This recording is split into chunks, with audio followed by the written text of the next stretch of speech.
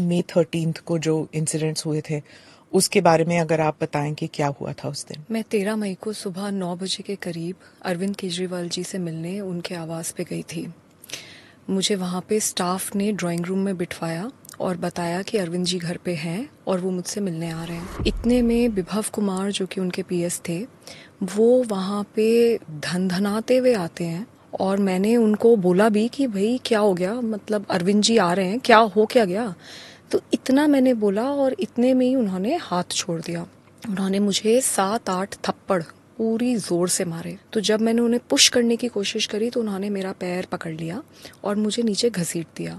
उसमें मेरा सर भी जो वो सेंटर टेबल है उस पे जाके टकराया। मैं नीचे गिरी और फिर उन्होंने मुझे लातों से मारना शुरू किया और मैं बहुत ज़ोर ज़ोर से चीख चीख के हेल्प मांग रही थी, लेकिन कोई मदद के लिए नहीं आया। ऐसे तो हो ही नहीं सकता कि सीएम के घर में कोई नहीं हो और ऐसी पिटाई हो रही हो किसी की और कोई बाहर ही ना निकले कमरे से। जी वही अजीब बात है और मैं बहुत जोर जोर से चीख रही थी, चिल्ला रही थी। सच तो यह है कि कोई मदद के लिए नहीं आया। आप कह रही हैं किसी के इंस्ट्रक्शंस पर, यानी कि खुद ब खुद विभव में इतनी जुर्रत नहीं होगी कि वो खुद पीटे। Is that what you are saying? Vibhav ने अकेले मारा, क्या किसी के इंस्ट्रक्शंस पे मारा, ये सारी चीजें अब मैटर ऑफ इन्वेस्टिगेशन है। दिल्ली पुलिस के साथ मैं पूरी तरीके से कोऑपरेट कर रही हूँ।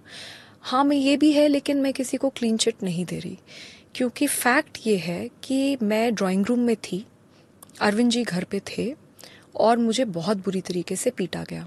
मैं चीख रही थी, चिल्ला रही थी, पर कोई आया नहीं। मैंने ये नहीं सोचा कि मेरा क्या होगा, मेरे करियर का क्या होगा, मेरे साथ ये लोग क्या करेंगे।